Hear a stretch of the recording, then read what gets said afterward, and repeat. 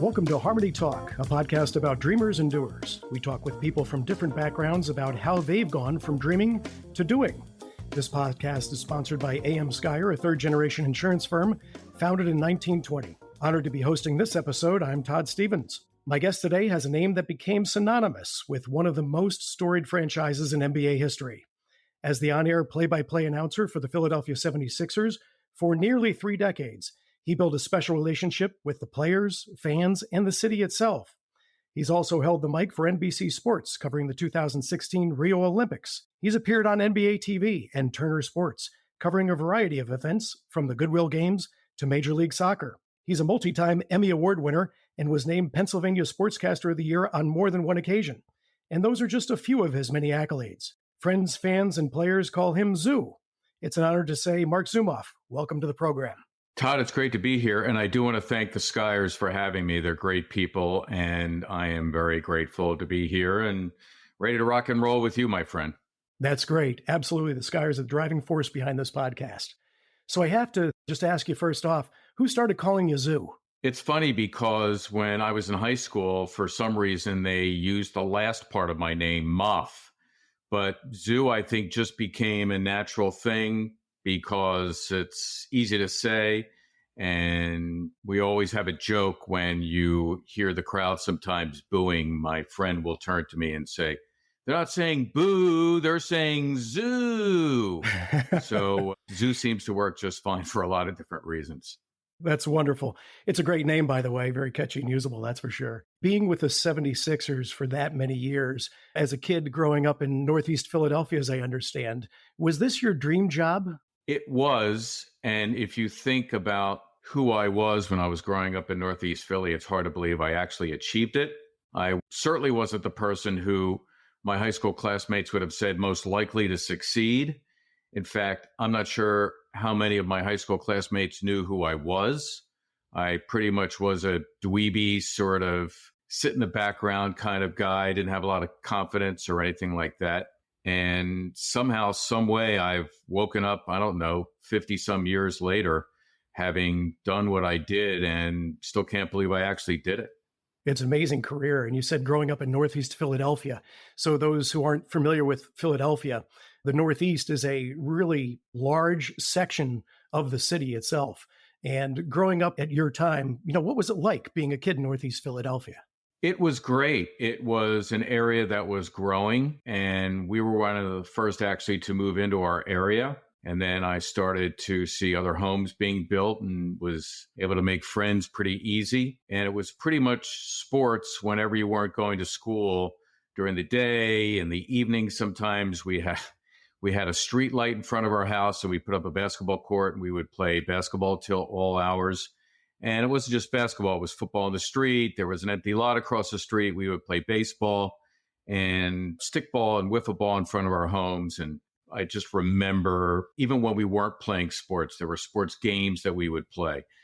Not nearly the amount of sports on TV then that there is now, but enough that we were fans, not only the local Philly sports teams, but also I got to become familiar with the announcers. And that's when things began to interest me, just in terms of eventually becoming a sportscaster. I seemed to like what it is that they did and eventually developed a penchant for it. Now, were you a standout athlete yourself? Oh, my goodness, no. In fact, I'm a classic late bloomer in that at my age, 68, I am happy to say that I'm able to do more than the average 68-year-old in terms of physical activity. But back then, as I said before, Todd, I really wasn't much of anything in terms of making an impact on my school or the student body or anything like that. The one thing that I do remember is I made a conscious decision in like 6th grade to get to know girls. And I figured one of the ways to do that was to become familiar with music. And to become familiar with music, I would tune in to the top 40 radio stations in Philly, WFIL, WIBG. And I became fascinated with the fact that the DJs did something which is called talk up a record, where they would give the weather or some sort of an announcement. And lo and behold, they would stop talking and the lyrics of the song would come in after they talked over the intro. And so I got fascinated by that, and I started imitating it myself. And then I said, hey, you know what? I kind of like doing this. And I like sports. So as mentioned earlier, I would listen to sportscasters, especially for the local teams. And that's how I got hooked. So that's when you got the bug, somewhere around sixth grade in Northeast Philadelphia. Exactly. So coming home from school, those evenings where the games were on, that's where people would find you? Typically, although as mentioned, not a lot of games were on. So certainly no home game was televised. And then if you were, say, a 76ers fan or later a Flyers fan, they might televise just a portion of the road schedule. And so a lot of what I learned was sitting on the floor of my parents' living room in front of their hi-fi, as they called it. Everything was contained in one big cabinet. It was a radio, a tuner, it was a turntable, and a couple of speakers.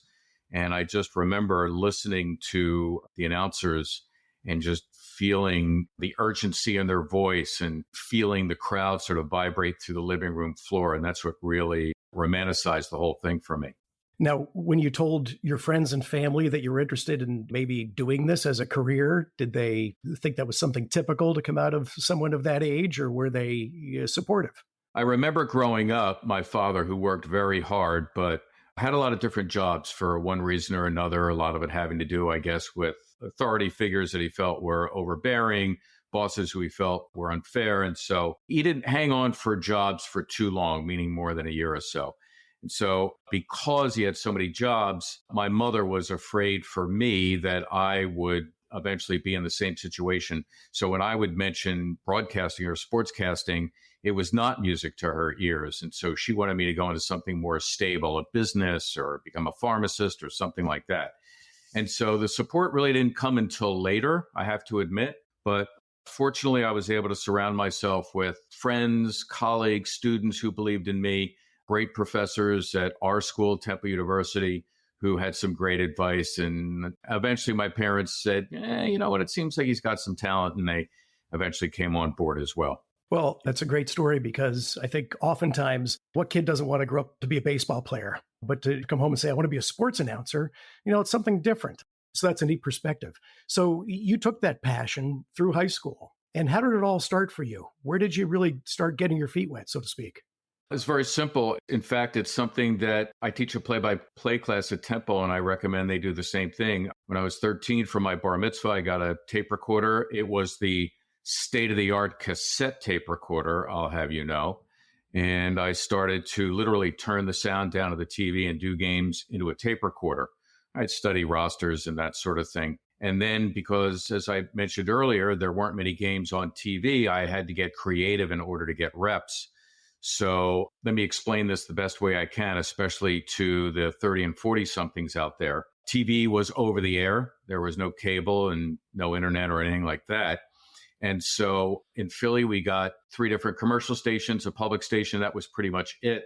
And so if you would put your channel selector, and you need to Google this, old time TVs, if you put your channel selector on a number that was not a channel, you would get static or snow. And the noise that snow made, it was sort of like this. It was. And so in my warped little 13, 14-year-old mind, I imagined the static to sound like a crowd. So I would literally, when there was no game on, I would make one up in my head.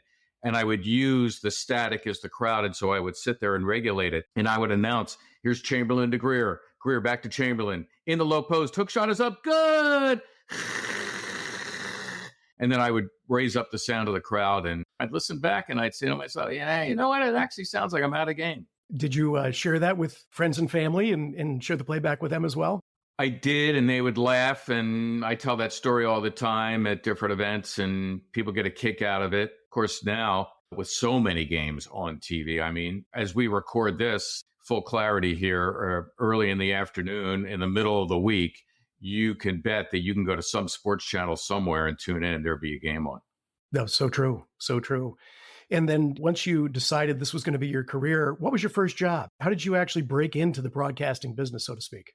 So after graduating Temple, or maybe not graduating Temple, I graduated until later, but I left school in 1977. And I was determined to concede to my mother's wishes. I worked my way through school at a scrap iron and steel yard. I did everything from operating heavy equipment to welding to metal sorting, that sort of thing, driving trucks back and forth. And I was going to make a career there as an outside salesperson. I don't need to go into too much detail, but suffice it to say, I was going into business and into sales. And what happened was, after about a couple of months, I said, you know what? I just can't deal with this. So I had a news broadcast that I had done, what they call a demo. I'd sent that out to several radio stations, and there was a radio station in nearby Trenton, New Jersey that called. It was a terrible station. They were off the air, I think, 2 or 3 times a day. They were working with a skeleton crew because he wanted to sell the station. But I went to work there, and I worked a 9-hour day. I got $110 a week. They were 6 weeks behind in my pay, but finally, after 6 weeks, I got my first check for $90 and some cents. And I looked at it and I said, this is unbelievable. I just got paid to talk on the radio. I am never doing anything else again. And I never looked back from there. I think when you first tell that story and you say after 6 weeks you get $90, most people listening are probably saying, that's ridiculous. You must have been terribly frustrated. But to you, that was the most important appreciation you could have been shown. You're actually getting paid to do something you've been dreaming of since you were in 6th grade. Anything. It could have been $10. Just the fact that somebody handed me a check that I could cash, and all I did was talk, and that was it.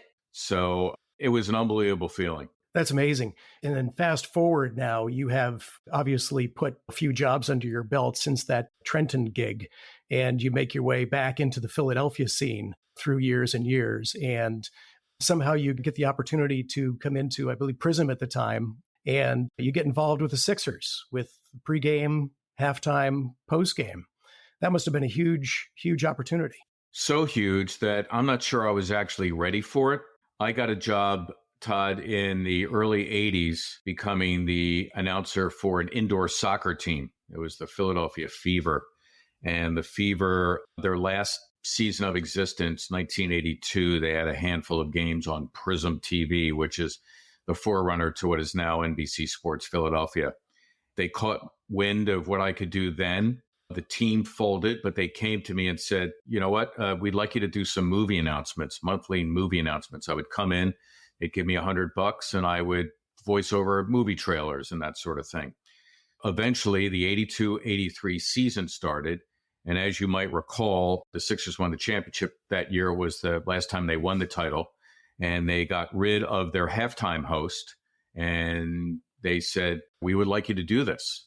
I didn't really know much, or if anything, about TV, but it was the kind of situation where it wasn't a small market, yet it was an opportunity to do something that I always loved, which was basketball, and to learn TV without much consequence, because they said, all right, we know you don't know that much. It's okay. So I had an intern, for example, teach me how to edit. And I hosted halftimes. I did interviews. I edited tons of different features and whatnot. And I did that for 13 years. And I have to say, from a learning TV standpoint and learning the NBA standpoint, it's actually where I belonged, because the time I got the announcer's job in 94, I was ready, but not before I had 13 years of following the league and meeting players, meeting coaches, asking questions, doing stupid things, and giving me all the preparation I needed. But you were a student of broadcasting and, of course, sports for really decades before that. And that preparation, being in 6th grade and calling games alongside the radio, must have been a great springboard for what was to come. It was. And it's funny you would bring that up, because oftentimes I'll compare what it is that I did to an NBA player, for example. So you will see a particular player excel on the court.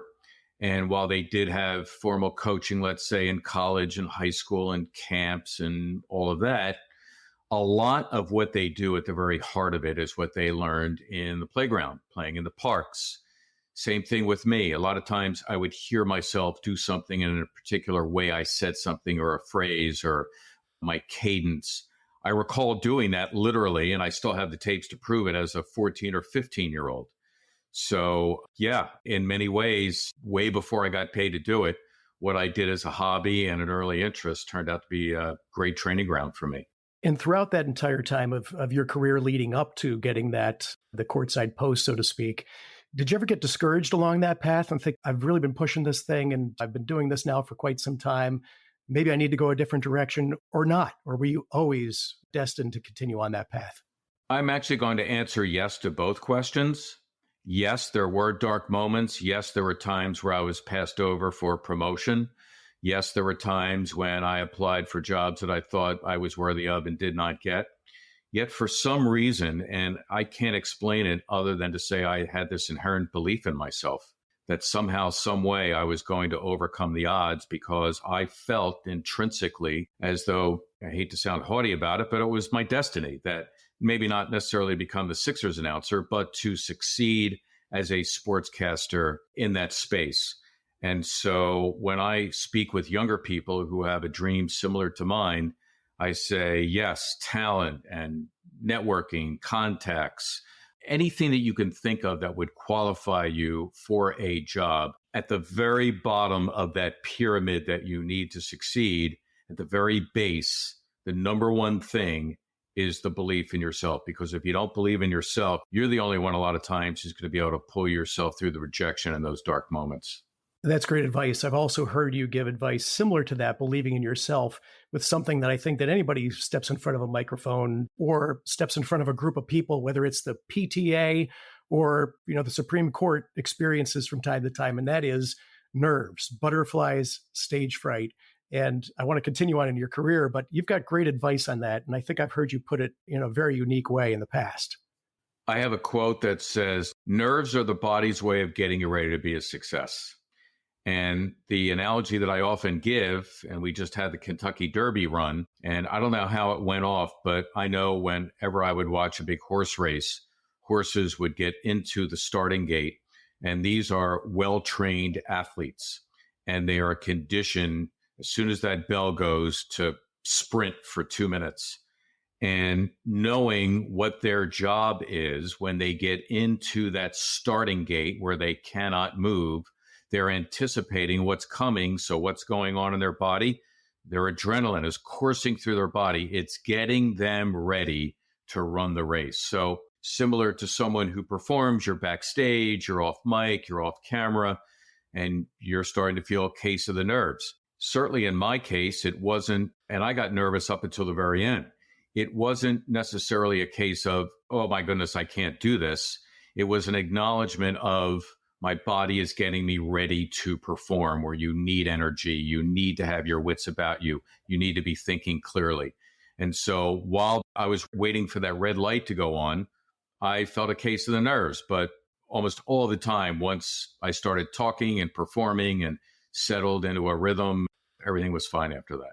That's such great advice, because I can't agree with you more. And there seems to be, sometimes in my experience anyway, that moment right before that red light goes on, the sense of calm comes over you and you say, I got this. Which leads me to another question about your career. When you were finally got that big job and you're sitting courtside and you're the man, was there a moment where you finally said, this is it, I got this, I belong here? I'll add to that and say, yes, I belonged, but there was often a sense of wonderment with the whole thing. I just remember every time I would walk into an arena, I would get off the bus and walk into the opponent's arena, I would look around and there would be that moment where I would just sort of take a deep breath and say, this is great. This is great. I never, ever lost that. And so I think if you don't feel that way, maybe you're in the wrong profession. Maybe it's time to get out. Because if you are lucky enough to do something that you love and you're passionate about, I would hope that you have those moments where you can look around, and it doesn't have to be as a sportscaster. It could be anything, where you look around and you could sit on your laurels for like 5 seconds and say, you know what, this is really cool. That all the long nights, all the weekends, all the holidays, all the hard work, all the successes, and maybe more importantly, all the failures helped me get to this point. Wow, this is really cool. And by the way, I mentioned failures only because it's a great thing to keep in mind so you don't take the job for granted, so that you know that you are always one step away. And in my case, one step away from maybe saying the wrong thing or doing the wrong thing, especially in today's age where being politically incorrect can literally end your career and get you canceled. And so I never lost my passion for what it was that I did all the way up until the end. And the thing that makes that so difficult for someone who did what you had done for so long is that it's live. I mean, this isn't a tape to broadcast. Isn't something you type up and put on social media and you can retract or take back or edit or pretend it didn't happen. You were live for thousands of games through your career. And if anyone who's listening hasn't seen you in person broadcast a game, I've had the pleasure of taking a look at a lot of video broadcasting a game. It's amazing. You are a fan, first and foremost. And sometimes when the Sixers are having a big play, you literally jump out of your seat and yell, yes. I have to ask, is that something that came naturally to you the day you sat down, or is that something that you had to feel comfortable eventually getting to a level where you can say, yes, I'm a fan, I don't mind saying it, and I'm broadcasting this game, because your excitement on air was contagious and really drove fans? Thank you. You're very kind for saying that.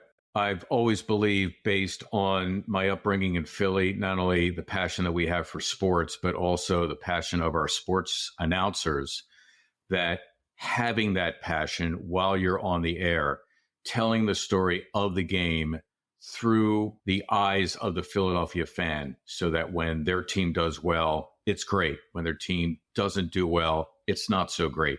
And to reflect that more in your voice and your cadence than in being a homer. But that's what I always tried to do. Not only that, but I had the wild fortune of doing the games for a team that I grew up rooting for. The Sixers were my first love. My father took me to a game the first year the team moved from Syracuse in 1963, and I never forgot it. And so having the privilege of sitting courtside or later 15 rows up and doing the games for the team that I grew up rooting for, it was an out-of-body experience. And so I felt that all the time that I was there. And yes, I would take that the loss is hard, but you always remembered that you had to conduct yourself with a certain amount of decorum. You know how fans will go off. You couldn't do that. You had to compose yourself and comport yourself in a way that was proper for a sportscaster. But hey, a guy hits a big shot, a game-winning shot in an unlikely scenario. Yeah, I let a lot of my fan come out, but I think fans appreciated that.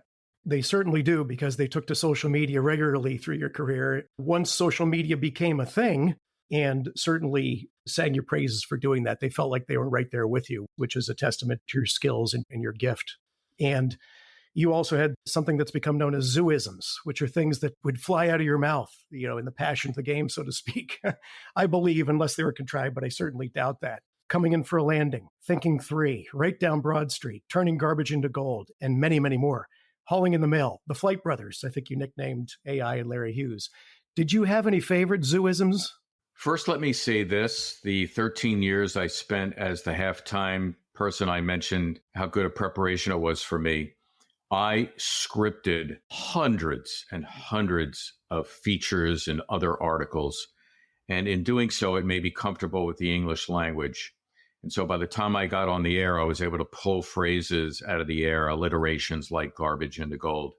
Two things I think were at play to allow me, Todd, to be able to conjure up those phrases. That, the fact that I became comfortable with the English language, and also the fact that as the TV announcer, I always challenge myself to say, well, what else can you add that enhances what people can already see? Because on the radio, you are there to describe and be everything. The emotion, the cameras, the graphics, whatever information is available, you have to reflect that in your description. But TV, the cameras show the cheering fans, the angry coach. The stats show how many points a guy has. And so what else can you add? And so that became part of it.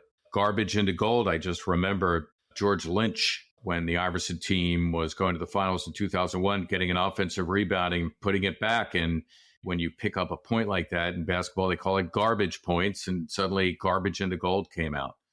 So in fact, I'll be honest with you, I had that copyrighted. Trademarked, I think, is the most accurate description. So I was able to put it on T-shirts that I sold and allowed charities to profit and that sort of thing. So be careful how you use garbage into gold, Todd, or I might come after you.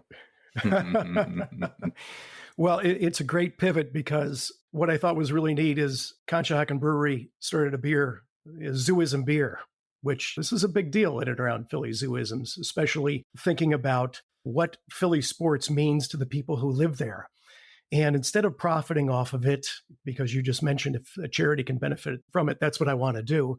You donated any profits that came from that, you and Conshohocken Brewing, to Philadelphia youth basketball, which I think is great. Why is it more important for you to pay it forward than to cash in? Well, let's put it this way. I certainly had to make money for my family, but now that I'm retired, and even before I was retired, there's always the sense that I think you have a personal responsibility as someone who has some notoriety. And we all like to think that our sports heroes feel this way, that there is a certain obligation to give back in whatever form or fashion that takes. And so for me, my creative business manager, Josh Weinfeld, would come up with ideas. And one day he said to me, how about Zoo's Brews? So it later became Zooisms, but we partnered with Glenn Macnow, who was for years a WIP radio host in Philadelphia and a great guy and associated with the brewing company. And we partnered with them. We came up with a really nice, hazy, sort of citrusy IPA that I prefer myself. And yeah, we gave a few bucks to charity and enjoyed a beverage now and then. So it was all good for everybody. Everybody wins, especially Philadelphia youth basketball, which is wonderful, wonderful organization. And I want to talk more about some of your charitable endeavors, but having you with us today, I've got a million basketball questions, but I know that this is a podcast about dreamers and doers, so I'm not going to talk about Game 6. And thank you. Sixers fans appreciate that. Yes, I'm not going to talk about the last 34 plus or minus seconds or anything like that. But I do want to ask you about one player and I think you've been tied to this player for a long time, and you've seen so many greats come and go. And I lived in Philly for 10 years and lived through this phase. There's one player who you became very close with who once took the stage at the Basketball Hall of Fame and said, Marc Zumoff, the world's best commentator, hands down, quote unquote. And that was Allen Iverson. I have to ask, I don't know if any commentator has ever been shown that much love on that kind of a platform by that level of a player in the history of the sport. How did that land for you when AI said that about you? First, at the risk of diluting this whole thing, I do want to mention that Allen went way over in his speech. I was there. And because he is who he is, thanked almost everyone who crossed his path during his time in Philly. And that included front office people and whatnot. And I was nonetheless very happy to be included in that grouping. When he said it, I didn't know what to do. It was such a surreal moment. And then I figured out what to do, and I did it recently when they dedicated a sculpture in his honor. The Sixers have what they call a Legends Walk at their training facility. All their retired numbers, their players have a sculpture dedicated in their honor. And I was honored to host the ceremony and publicly said to Allen when I introduced him, I said, you were very kind to me in your Hall of Fame speech. Well, let me tell you, I could only do what I did because you gave me such great material. I think I waited about 10 or 12 years to thank him, but that's the way I thanked him. It was a marvelous gesture on my behalf. Your relationship with AI, since you were through those years, I mean, his earliest days playing professionally, you were behind the mic, and it certainly made for some great basketball. So on behalf of all the fans, not only to Allen Iverson, but thank you for bringing that all to us. And when you announced your retirement, fans talking about AI, talking about you in that way, fans took to social media. One fan said they can't imagine watching a Sixers game without your voice explaining every play. How does it feel to have that impact on people? It's overwhelmingly flattering. And for a kid who grew up in Northeast Philly without much confidence and seemingly one of the more unpopular kids in the school to have achieved the status that I achieved, and to feel that gratitude, to get that kind of gratitude from fans is truly overwhelming because I'm one of them. I'm a fan too. So to get it from a fellow fan is just, to me, it is really extraordinary. But listen, one of the reasons, Todd, that I retired was I knew that it was going to come to an end at some point. I wanted to leave before my skills diminished. And knowing that it had to end at some point, I wanted to exit gracefully. Hopefully I did. And now I'm really pleased with what Kate Scott is doing. She is plowing new territory. It is not easy because it's unconventional, or it's been unconventional to this point, to think that a woman could be the voice of a men's professional team, but she's doing it and doing it extraordinarily well. And so I'm happy for her. I had my time, and I was more than happy to vacate that seat and give it to her. And I hope she continues to perform as well as she's performed to this point. She's doing a wonderful job, and you certainly have left that position in good hands. And retirement for you, I'm sure, looks much different than your professional career. Your wife, Debbie, must be very glad to have you back, so to speak. Well, you know what? Actually, she is. And I'll tell you what, I'm glad that you mentioned her because, quite frankly, that was one of the main motivating factors for retiring. I mean, think about it. For 27 years, I was sportscaster boy going all around the country and traveling. And she not only held down a high profile job herself, high profile in the business world, but also, helped to raise our two boys and kept the home fires burning and allowed me to do my thing. So the least I could do was come home finally and help her on a more permanent basis. And like you said, you are healthier now, perhaps, than you were many years ago, or at least more active, certainly now that you have the time. So you get to enjoy those retirement years in a positive manner. And your two sons, Jake and Pace. And do I understand you're a grandfather now as well? I am. And for those who have achieved grandparenthood, they know what I'm talking about, how amazing it is that when you're with your grandchild, the rest of the world goes away and the moments are enlightening, spectacular, marvelous, miraculous. It's every superlative you can come up with. And so it makes me doubly happy that I'm retired because I could spend that much more time with her. Has that changed you in any way? It has, from the perspective that it gives you a sense of renewal, that if you were to, or if I were to grow old and not have the fortune of experience that, yes, I'd have a great time with my adult children. I would enjoy my wife's company. I enjoy my friends, my colleagues. Life would still be great. But to see a young toddler experience all these things for the first time that you take for granted is just so energizing. It just brings a smile to your face that belies the fact that you are tremendously happy. You're 10 smiles worth happy inside. It's just a great feeling. And I'm thankful that I have the opportunity to feel it. I'm sure there's many grandparents out there who understand exactly what you're talking about right now. So thanks for sharing that. You got it. I want to ask you about the Maccabi Games, something you've become involved in. And I'm asking because this is a sporting event that is not as well known around the world as it should be. It's literally, I think, the second largest sporting event next to the Olympics. And we're talking people like Kerry Strug, Mark Spitz, Mitch Gaylord, big names. Can you tell us about the Maccabi Games and how or why you became involved? In a short phrase, Todd, it's the Jewish Olympics. So every 4 years, plus there are off-year competitions in Latin America and Europe, but every 4 years, Jews from around the world gather in Israel, and it's literally the Jewish Olympics. So it's soccer, gymnastics, it could be horse jumping competitions, track and field, swimming. And what I've had the fortune to be able to do, along with the administrative arm for the American teams that compete in the Maccabi Games, Maccabi USA, I've established a program called Maccabi Media. And basically what we do is we take some of the best and brightest aspiring sports media professionals from colleges and universities around the country. And we travel to Israel. They get a week of touring the country. And then for the next 2 weeks, we cover the game as you would the Olympics. So we have a producer with us and we stream live events. We do video reporter packages. We do print articles. We do social media. And we get the word out about what I think is just a marvelous event. It gives us an opportunity not only to bring young Jewish people to Israel, but also give them an opportunity to do something in their career that before we started this program, I think was pretty much unheard of. Absolutely. And just the size and the scale of this event is monumental. And if folks don't know about it and want to learn more, MaccabiUSA.com is where to go. And you'll have another event coming up soon, I believe, as well, to raise awareness.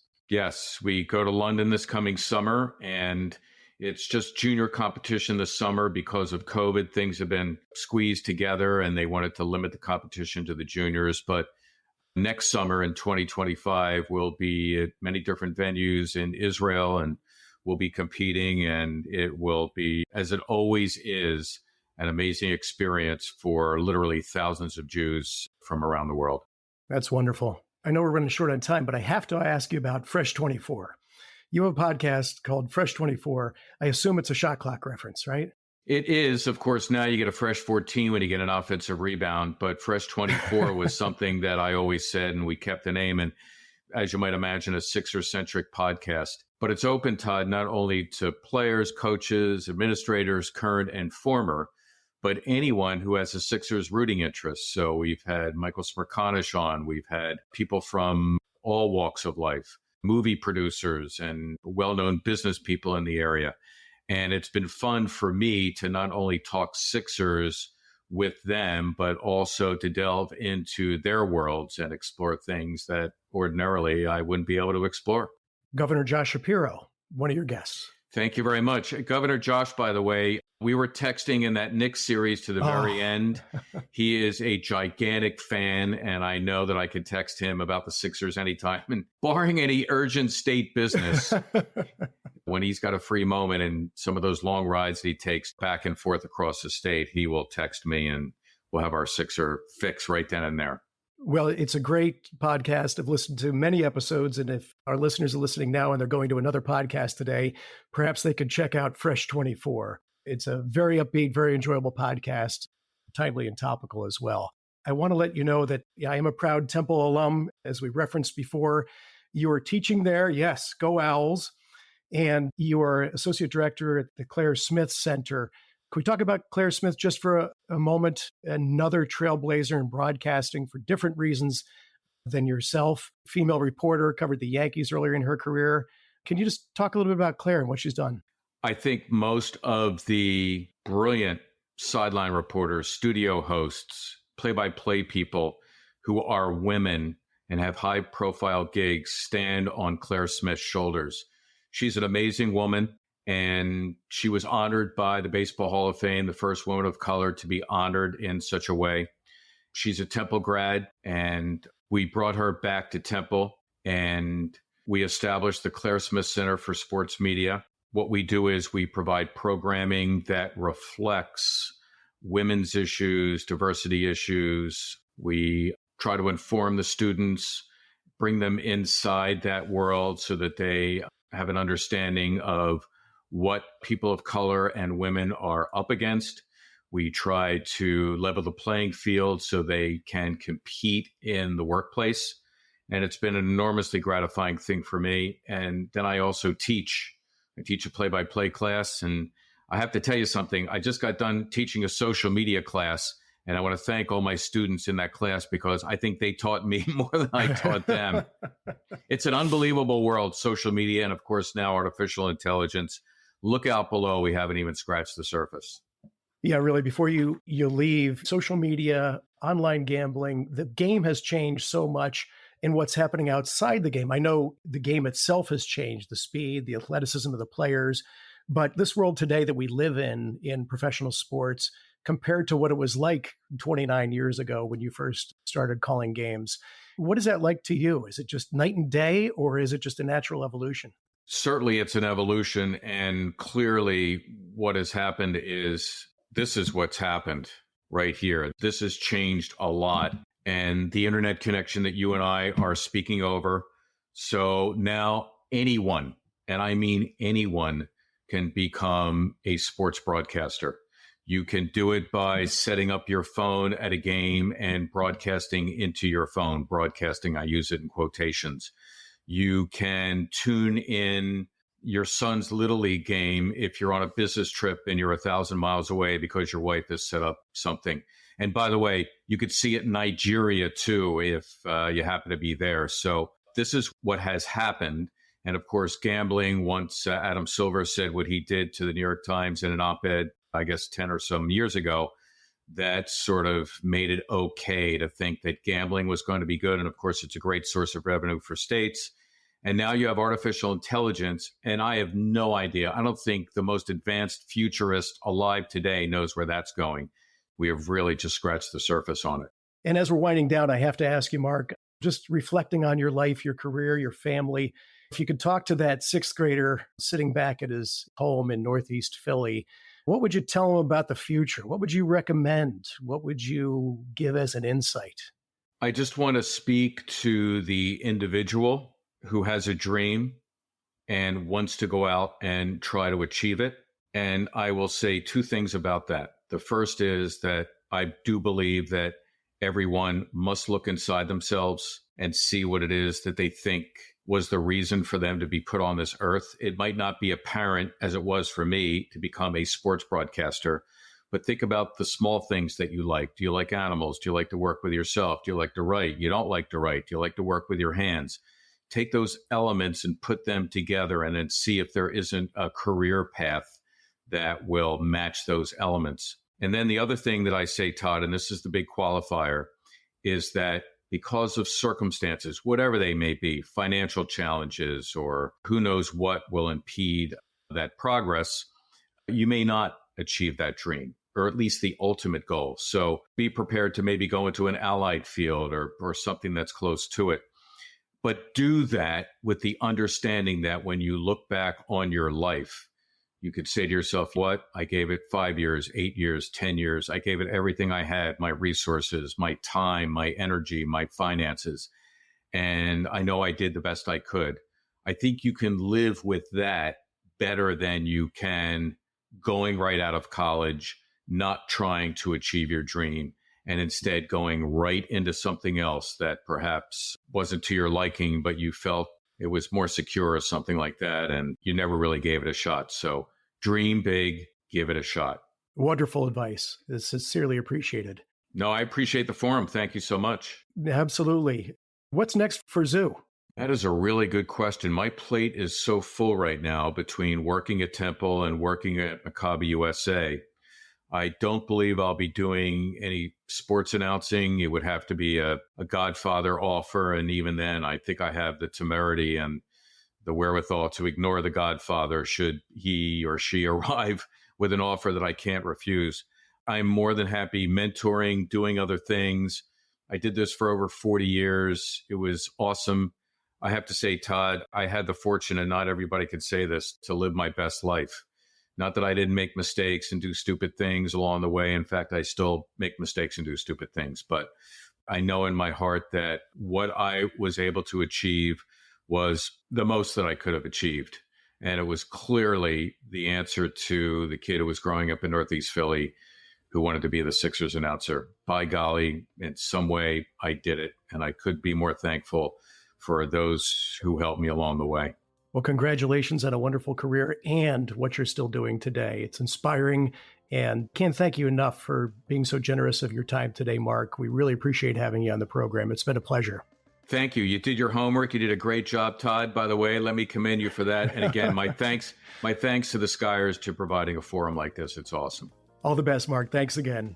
We've been talking with Marc Zumoff, the legendary voice behind the Philadelphia 76ers for 27 seasons, a highly decorated career broadcaster, a guy who believes in giving back, and clearly a certified dreamer and doer. You can learn more about Marc on his website, marczumoff.com. That's Marc with a C, by the way.